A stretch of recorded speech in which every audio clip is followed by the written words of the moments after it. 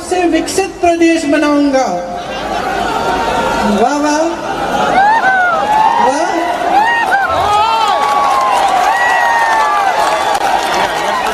आपने सपना देखा, आप सर्वोपरि, सर्वज्ञानी, अंतर्यामी,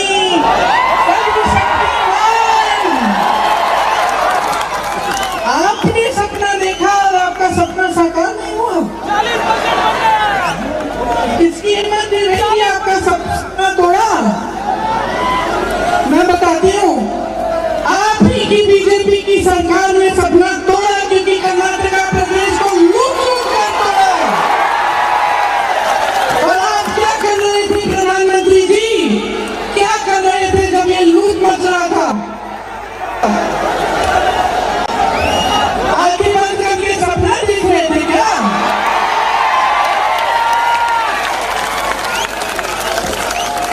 जब आपको कॉन्ट्रैक्टर्स एसोसिएशन ने, जब आपको स्कूल मैनेजमेंट एसोसिएशन ने चिट्ठी लिखी तो क्या हुआ? आप सो रहे थे, सपना देख रहे थे? तो देखिए, उनको जागना है और या नहीं जागना है वो उनका प्रॉब्लम है। आप तो जागिए,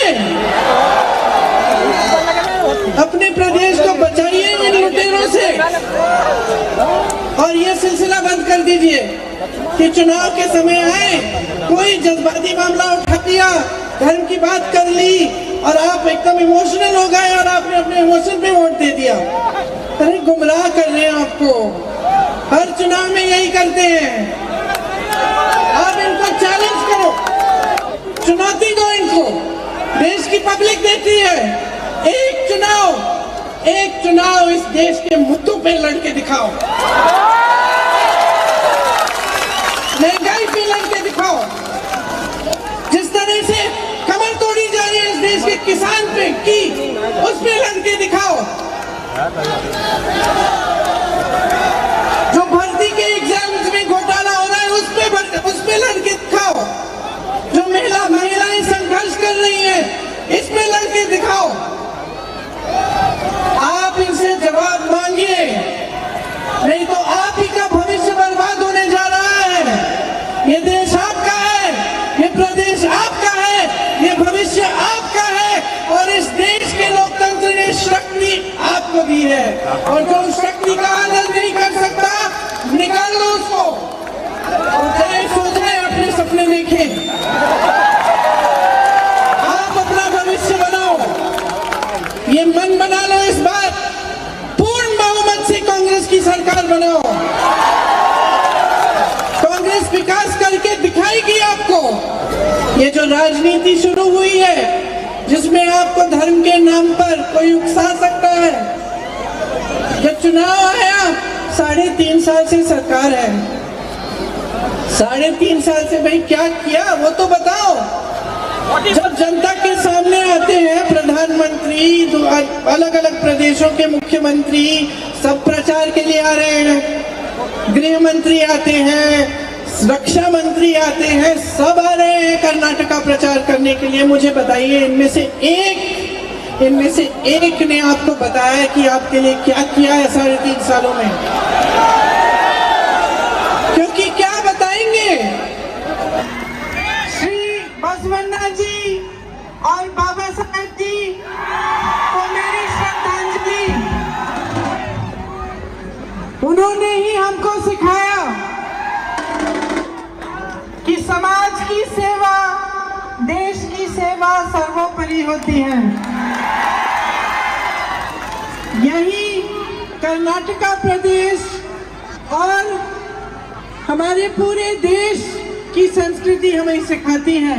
यही हमारी सभ्यता है, यही हमारी राजनीति होनी चाहिए। होनी चाहिए कि नहीं? होनी चाहिए ना। आप मेहनत और ईमानदारी से काम करते हो, मेहनत की कमाई घर लाते हो, रोज संघर्ष करते हो।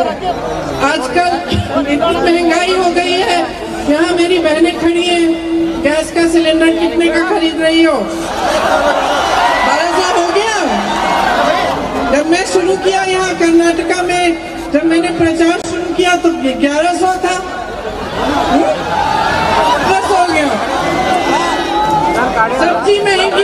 दाल महंगा, तेल महंगी, आटा महंगा, चावल महंगी, सब कुछ महंगा हो गया है।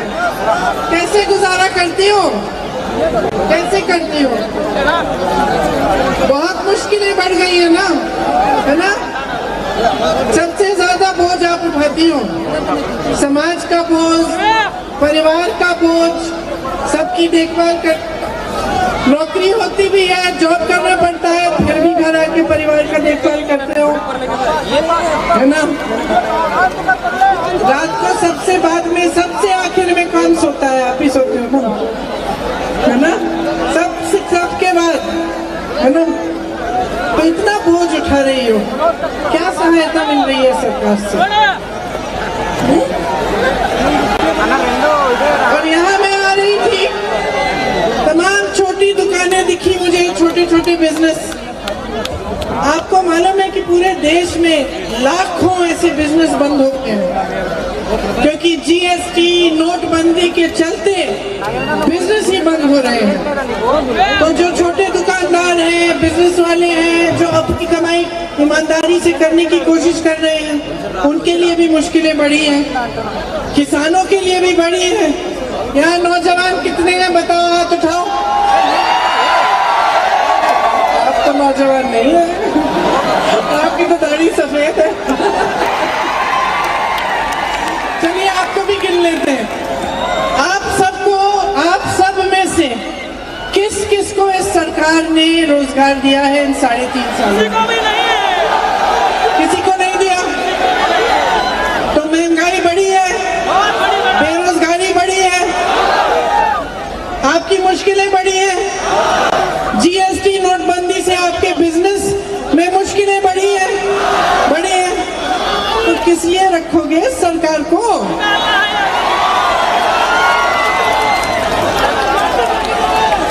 सबसे बड़ी चीज तो ये है, देखिए आप सब जब मेहनत करते हैं, मैं अभी मीटिंग में गई थी, मैं वहां बता रही थी कि पंडित जवाहरलाल नेहरू क्या कहते थे। उन्होंने एक बार इंदिरा जी को एक पत्र लिख के बोला कि जो भी इस देश में मेहनत करता है, चाहे छोटे से छोटा काम न करता हो, चाहे वो किसान हो, चाहे वो किसी के घर में बर्तन मांज रही हो, चाहे कुछ भी हो, छोटे से, चाहे डॉक्टर हो, किसी की मरीजों का इलाज कर रहा है, शिक्षक है जो बच्चों को पढ़ा रही है, चाहे छोटे से छोटा काम हो, अगर मेहनत और ईमानदारी और निष्ठा से किया जाता है तो उसको हम देश सेवा मानते हैं। सही बात है।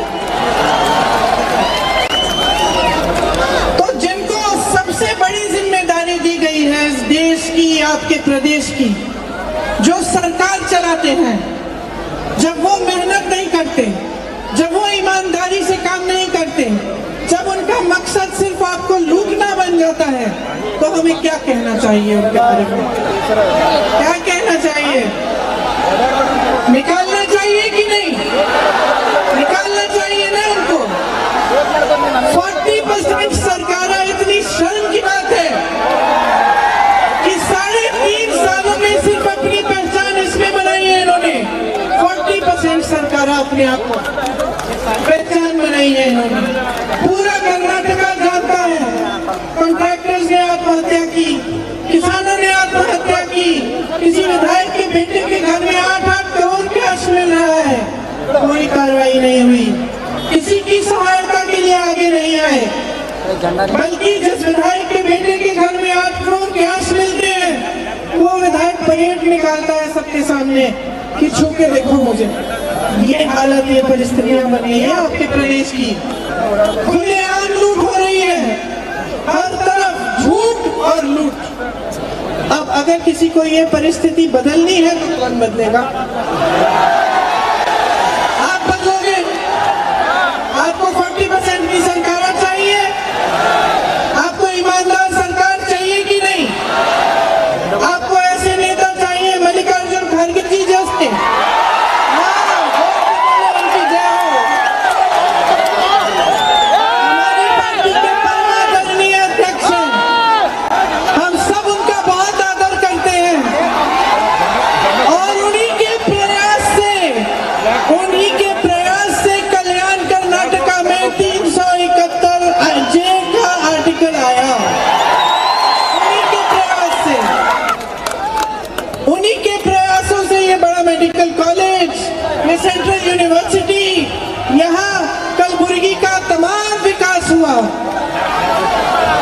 और कांग्रेस के समय में रोजगार होते थे यहाँ। आज शायद आपको मालूम नहीं होगा कि आप ही के कल्याण कर्नाटका क्षेत्र में 40,000 रोजगार खाली पड़े हैं। 40,000। आपको मालूम है बहने, 16,000 शिक्षक के पद खाली हैं। 16,000 शिक्षक के पद खाली हैं, लेकिन आपको नहीं दिए गए। 40,000 रोजगार खाली है, आपको नहीं दिए गए। तो आपको बदलाव लाना है। मुझे वोट नहीं चाहिए, मुझे जागरूकता चाहिए। जागरूक बनो, जागरूक बनो, समझो कि आपके लिए कौन अच्छा कर रहा है, कौन समर्पित है, कौन नहीं है। आपके पास इतना बड़ा मिसाल है मल्लिकार्जुन खड़गे जी का, कितना काम किया है। जब आप हमारे उम्मीदवारों को वोट देते हैं तो आप अपने लिए दे रहे हैं वोट, आप अपने भविष्य को बना रहे हैं। आपने सुना होगा कि हम कुछ गारंटी आगे लाए हैं इस चुनाव में, सुना है कि नहीं? क्या है ये गारंटी? इनको कांग्रेस गारंटी क्या है? मेरी बहनों के लिए जो गृहस्थ है 2,000 रुपए हर महीने, क्योंकि महंगाई से जूझ रही है, इनकी सहायता के लिए इनके खाते में जाएगा, आपके खाते में जाएगा। मेरे नौजवान भाई बहनों, जिसके पास ग्रेजुएशन है लेकिन नौकरी नहीं है, आपके लिए 3,000 रुपए प्रति माह। जिसके पास डिप्लोमा है, आपके लिए 1,500 रुपए प्रति माह। 200 यूनिट बिजली की फ्री। मेरी बहनें, आपके लिए बस पास सब जगह जाने के लिए फ्री। जो 2.5 लाख रोजगार के पद सरकार में, कर्नाटका की सरकार ने खाली रखे हैं, 3.5 सालों से भरे नहीं है। कांग्रेस चाहती है कि 1 साल के अंदर अंदर हम उन पदों को भर दें, आप सबको रोजगार मिले। जो छोटे उद्योग, मीडियम उद्योग हैं, जो छोटे दुकानदार हैं, उनके लिए एक वेलफेयर फंड बनाया जाएगा, जिसमें हम हजारों करोड़ रुपए डालेंगे ताकि आपकी सहायता हो सकती है। हम जानते हैं कि आपके लिए कितनी मुश्किलें हुई हैं और आपकी सहायता के लिए सरकार आगे नहीं आई। एक वेलफेयर फंड होगा जहां आपकी समस्याओं को सुलझाने के लिए कुछ पैसे भी होंगे, आपकी सहायता, आपकी मदद के लिए। हम चाहते हैं कि बीदर से लेकर कर्नाटका की दूसरी तरफ, एकदम कर्नाटका के पार तक, चामराजनगर तक एक इंडस्ट्रियल कॉरिडोर बने, उनमें टाउनशिप्स बने, ताकि रोजगार पैदा हो। देखिए, आपको एक बात समझने की बहुत जरूरत है कि चाहे ये प्रदेश की सरकार है, चाहे केंद्र की सरकार है, इन्होंने रोजगार को बनाने का काम नहीं किया है। आप जानते हैं, जब आप भर्ती के एग्जाम देते हैं तो क्या होता है? आप मेहनत करते हो, लिखाई करते हो, फीस भरते हो ट्यूशन की, एग्जाम देते हो, पता चलता है कोई पद नहीं मिलने वाला क्योंकि घोटाला हो गया। ये पुलिस सब इंस्पेक्टर के इम्तिहान में यही हुआ, तमाम भर्ती के एग्जाम में यही हुआ। और जब ये लोग कहते हैं कि रोजगार देंगे, तो जागरूक बनो, इनसे पूछो कैसे दोगे। क्योंकि जो छोटे बिजनेस थे, जो मीडियम साइज के बिजनेस थे, जिससे रोजगार बनता था, वो तो इन्होंने लगभग इनकी कमर तोड़ दी है अपनी नीतियों से। जो बड़े पीएसयू थे, BHEL, HL, ये सारे जो बड़े पीएसयू थे, जो सरकार के थे, आपकी संपत्ति थी, ये पंडित जवाहरलाल नेहरू के समय से बनाई गई देश की संपत्ति को तो इन्होंने अपने उद्योगपति मित्रों को बेच डाला, दे डाला, एयरपोर्ट दे डाले, बंदरगाह दे डाले। यहाँ से रोजगार पैदा होते थे कि नहीं?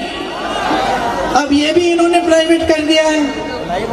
अच्छा, तीसरी जगह जहाँ रोजगार आ सकता था, अगर एग्रीकल्चर को मजबूत करते, खेती किसानों को खूब मदद करते, सहायता कर देते, फूड प्रोसेसिंग होती, इन सब चीजों से बहुत रोजगार बढ़ते। इन्होंने कुछ नहीं किया है।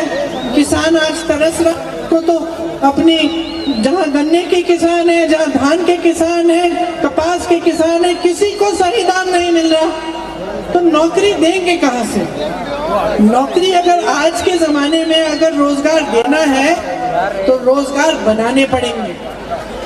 इसीलिए कांग्रेस ने ऐसी नीतियां हैं जो रोजगार बनवाने की नीतियां हैं। ये नहीं कि देश की पूरी संपत्ति किसी उद्योगपति को पकड़ा दी क्योंकि वो हमारी पार्टी को फंड देता है, क्योंकि ये करता है वो करता है। यही तो है ये सब, और क्या है? एक दो उद्योगपति जिनके पास पूरे देश की संपत्ति है। एक इंसान अडानी 1600 करोड़ रुपए कमाता है एक दिन में। सोच लो, 1600 करोड़ रुपए एक दिन में कमाता है, और इस देश का किसान 27 रुपए कमाता है एक दिन में। किसने बनाया इस अडानी को? किसने दिए एक उद्योगपति को हमारी पूरी देश की संपत्ति? तो पहचानो इनको। यहाँ लूट मचा रहे हैं कर्नाटका में, हर तरफ लूट लूट लूट, और नुकसान कौन उठा रहा है? उनके बड़े बड़े महल बन रहे हैं, बड़ी बड़ी गाड़ियों में घूम रहे हैं, नुकसान कौन उठा रहा है? दर्द किसका है? संपत्ति किसकी है? देश किसका है? ये कर्नाटका प्रदेश किसने बनाया है? यहाँ के किसानों ने बनाया है, यहाँ के मजदूरों ने बनाया है, यहाँ के भाई बहनों ने बनाया है जो हमारी सरहद पे हमारी सुरक्षा करते हैं, यहाँ के नौजवानों ने बनाया है, यहाँ की महिलाओं ने अपनी मेहनत अपने पसीने से बनाया है। ये आपका प्रदेश है, इसको सुरक्षित रखो। ये जो राजनीति शुरू हुई है जिसमें आपको धर्म के नाम पर कोई उकसा सकता है, जब चुनाव आया 3.5 साल से सरकार है, 3.5 साल से भाई क्या किया वो तो बताओ। जब जनता के सामने आते हैं प्रधानमंत्री, तो अलग अलग प्रदेशों के मुख्यमंत्री सब प्रचार के लिए आ रहे हैं, गृह मंत्री आते हैं, रक्षा मंत्री आते हैं, सब आ रहे हैं कर्नाटका प्रचार करने के लिए। मुझे बताइए इनमें से एक ने आपको बताया कि आपके लिए क्या किया है 3.5 सालों में? क्योंकि क्या बताएंगे? मोदी जी तो कहते हैं कि मैंने सपना देखा था, सुबह कह रहे थे मैंने सपना देखा था कि मैं कर्नाटका को देश का सबसे विकसित प्रदेश बनाऊंगा। वाह वाह वाह।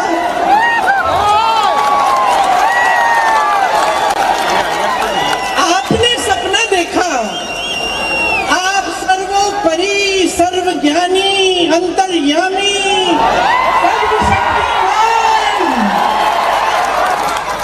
आपने सपना देखा और आपका सपना साकार नहीं हुआ। इसकी हिम्मत नहीं रही, आपका सपना तोड़ा। मैं बताती हूँ, आप ही की बीजेपी की सरकार ने सपना तोड़ा क्योंकि कर्नाटका प्रदेश को लूट कर तोड़ा। और आप क्या कर रहे थे प्रधानमंत्री जी? क्या कर रहे थे जब ये लूट मच रहा था? आंखें बंद करके सपना देख रहे थे क्या?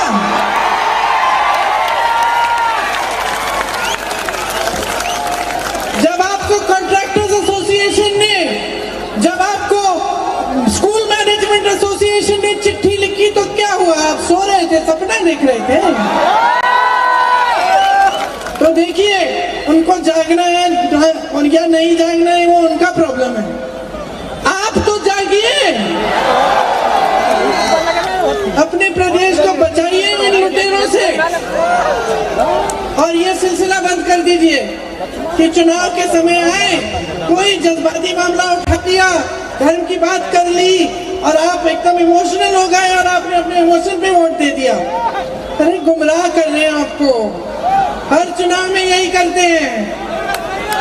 आप इनको चैलेंज करो, चुनौती दो इनको, देश की पब्लिक देखती है। एक चुनाव इस देश के मुद्दों पे लड़के दिखाओ। महंगाई पे लड़के दिखाओ। जिस तरह से कमर तोड़ी जा रही है इस देश के किसान पे की, उस पे लड़के दिखाओ। जो भर्ती के एग्जाम्स में घोटाला हो रहा है उस पे लड़के दिखाओ। जो महिलाएं संघर्ष कर रही हैं, इस पे लड़के दिखाओ। आप इनसे जवाब मांगिए, नहीं तो आप ही का भविष्य बर्बाद होने जा रहा है। ये देश आपका है, ये प्रदेश आपका है, ये भविष्य आपका है और इस देश के लोकतंत्र ने शक्ति आपको दी है।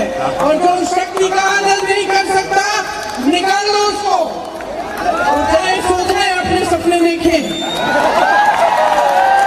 आप अपना भविष्य बनाओ, ये मन बना लो इस बार, पूर्ण बहुमत से कांग्रेस की सरकार बनाओ।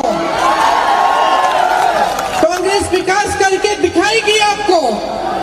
पहले भी अन्ना भाग्य, शीरा भाग्य, पशु भाग्य कौन लाया, इंदिरा कैंटीन कौन लाया, इतनी सारी योजनाएं आपके लिए कौन लाया, किसानों के कर्ज किसने प्रदेशों में माफ किए हैं, राजस्थान में कर्ज माफ, छत्तीसगढ़ में कर्ज माफ। ये अपनी पूरी जिंदगी काम करते हैं सरकार के लिए, पुलिस कर्मी खड़े हैं, इनको कौन सा पेंशन मिल रहा है? पूरे देश में ये हुकार लगी हुई है, हमें पुराना पेंशन चाहिए। और सिर्फ कांग्रेस के प्रदेशों में आज भी पुराना पेंशन लागू हो रहा है। तो जाग जाइए, अपना वोट सोच समझ के दीजिए, इसको व्यर्थ मत करिए। ये मेरी बात में मत जाइए, आप अपने अनुभव में जाइए। अब देखिए कि 3.5 सालों में आपके लिए किसने क्या किया है और दूसरे प्रदेशों में जहां कांग्रेस है वहां क्या हो रहा है, कांग्रेस ने पहले क्या किया, कांग्रेस आगे के लिए क्या कह रही है और इनके नेता आपके सामने खड़े होके क्या क्या झूठ बता रहे हैं। समझ लीजिए, जिस दिन आप समझ जाएंगे उस दिन आपको गुमराह कोई नहीं कर पाएगा, कोई नहीं कर पाएगा। वोट डालो विकास के नाम पर, अपने नाम पर, अपने प्रदेश के भविष्य के नाम पर। यही आपसे उम्मीद है और मैं जानती हूं कि जितने ध्यान से आप मेरी बातों को सुन रहे हो, आप इस उम्मीद को तोड़ेंगे नहीं। और मैं आपको इतना कह सकती हूं कि कांग्रेस की जब सरकार बनेगी तो आपका भरोसा हम नहीं तोड़ेंगे।